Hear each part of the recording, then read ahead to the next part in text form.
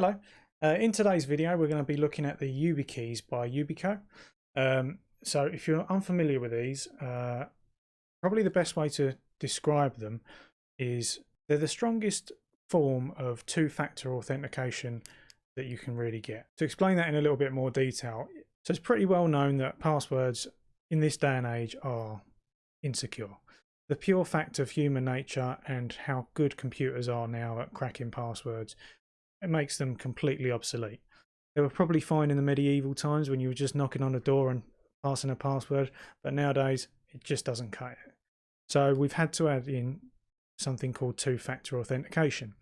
So two-factor authentication is adding an extra form of security to log in. So you may have had this when you've had text messages that you need to confirm a code on a website or something like that to get through the login process. Although this is much better than you just using one form of authentication, SMS text messages are known to be pretty insecure. I don't want to get into it too deeply, but it's better than nothing, but really you should be concentrating on something better. A YubiKey, on the other hand, works very, very similarly.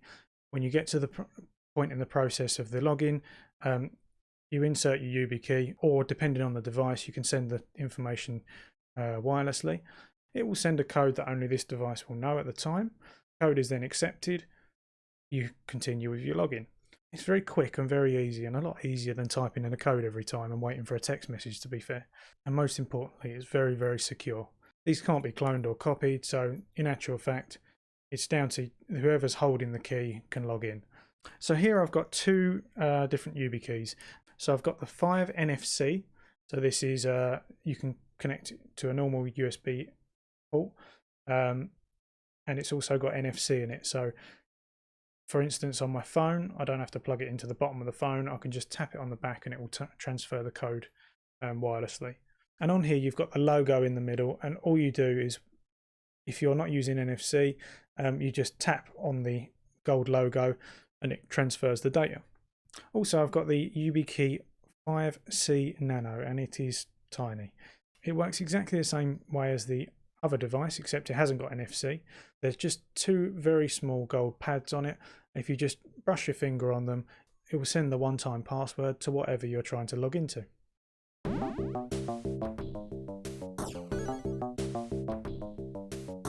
So even if this is the first time you've heard of a YubiKey, it may not be the first time you've seen the logo or the symbol, because a lot of websites will give you the option to set up using one of these while you're creating an account. And actually you'll be surprised just how many companies are ready to use the YubiKey. Pretty much most things that will enable you to use two-factor. So I'll put some of them up on the screen now.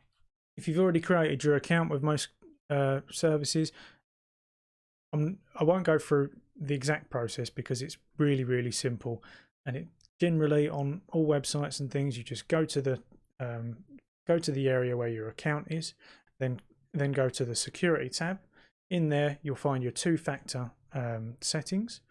There's normally a option there for using a YubiKey, or it might be denoted as something like a hardware key or something along them lines, but generally from that point it's just 2 clicks on the device and it's all done. It's very quick and easy.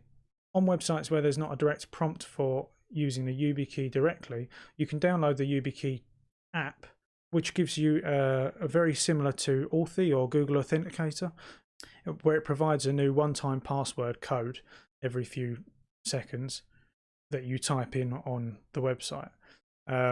So this is obviously locked down by your YubiKey on your phone or whatever device is using that app.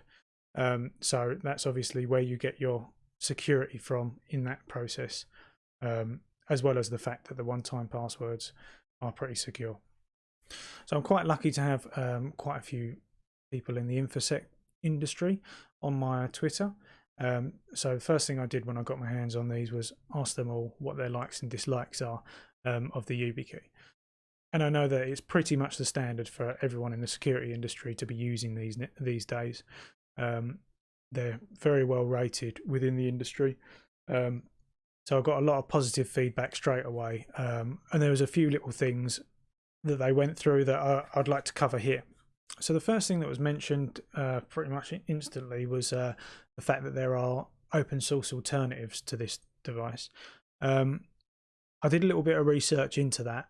The reason YubiKey don't have everything as open source is purely down to security. Though I love open source software, to be honest, when it comes down to security, especially something on this level, I don't mind a bit of closed source if it has to be for security when the product is all based around security. That said, from the research I've done, there's a lot of YubiKey software that is open source. A lot of the apps and everything, generally everything that isn't actually the key itself or the APIs and software that you can use to connect to it are all open source and quite open. So that's definitely a compromise that I personally would be happy to make. Another thing that was said was that it's really easy to just give to people and tell them that this is going to solve all their problems if they're having issues with their account being hacked or anything like that. Somebody said straight away they love just being able to recommend these to their students and tell them straight away that they're not going to have any problems with their email account being hacked anymore, and this will solve everything for them. With this one low cost, quick and easy step, it just solves all their security problems, no issues. And some other things that come up straight away was some like edge cases. People are using them for some really clever things that probably just aren't. People are using them for some really clever things that you probably just wouldn't expect straight away out of the box. So instead of just using websites and things like that, they're using them for things like logging in remotely via SSH and things like that. It is really good to be able to add that extra layer of security to these protocols. The one complaint on that half was that some of the documentation didn't quite meet up to this, and so they had to go scouring the web to find out ways and means of doing so.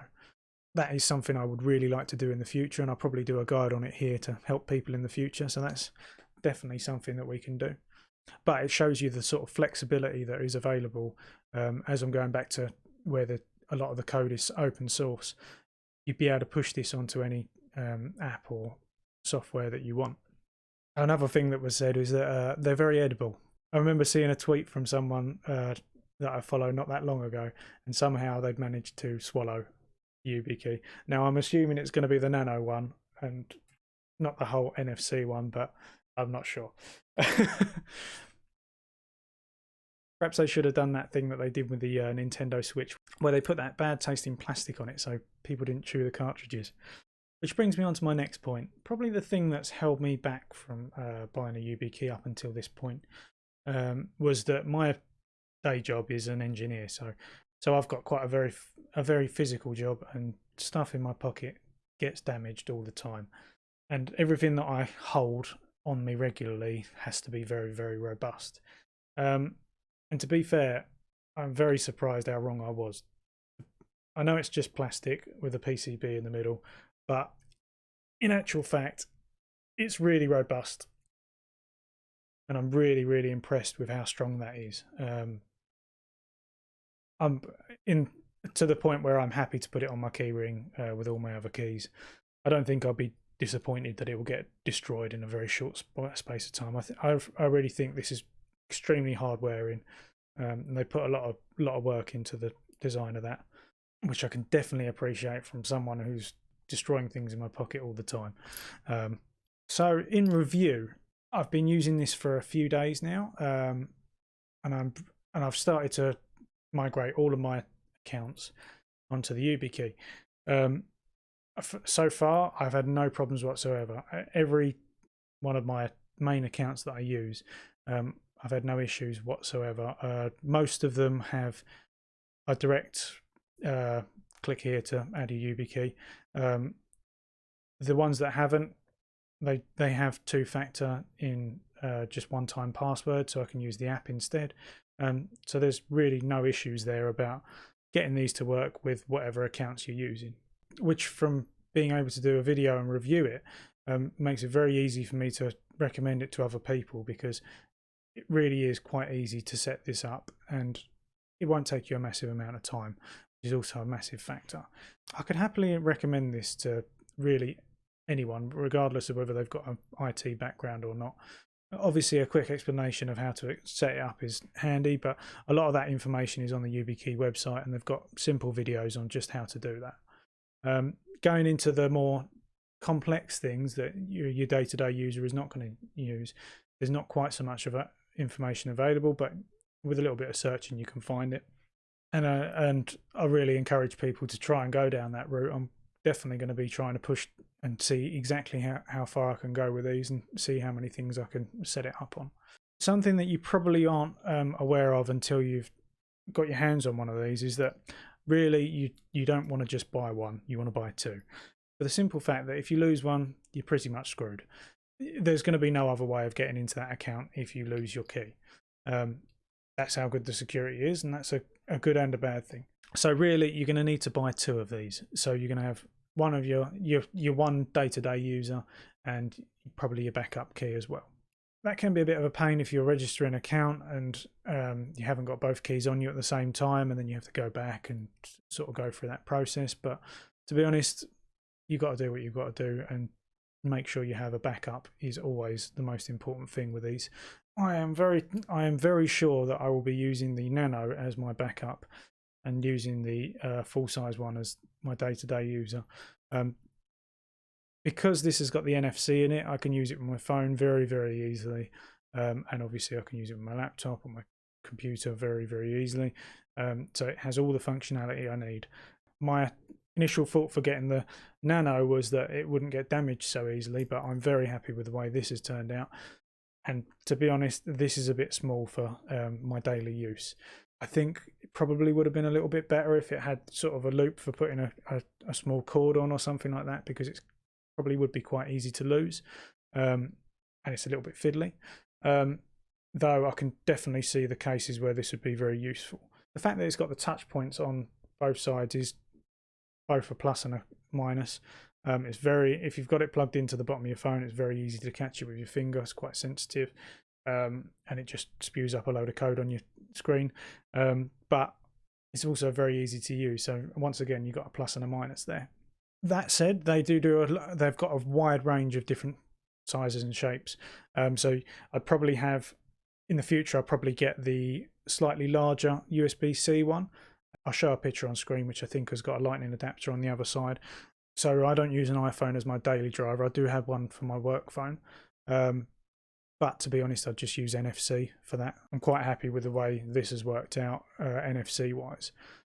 This has definitely become a big part of my security setup personally. I think it's not really widely known enough that we really need to be upgrading to these sorts of types of security, and I'd gladly recommend it to anyone. I hope you've enjoyed this video. We'll probably do some little guides in the future on setting these up with some of the more complex edge cases. So if there's any you really want to see, so I mentioned very briefly about setting up on SSH and things like that. So if there's any edge cases that you want to see and you think that haven't been covered elsewhere and you want to see a guide on it, I'll happily do that. So just throw a comment down below and we'll definitely try and cover some stuff in the future. I really want to hear your likes and dislikes about them as well. So if you've got any of them, throw them in the comments. If you haven't already subscribed, now's a good time. There'll be more videos like this in the future. We're always trying to cover new tech and new security things. We're always trying to get our hands on something new to review for you. So thank you very much for your time. Goodbye.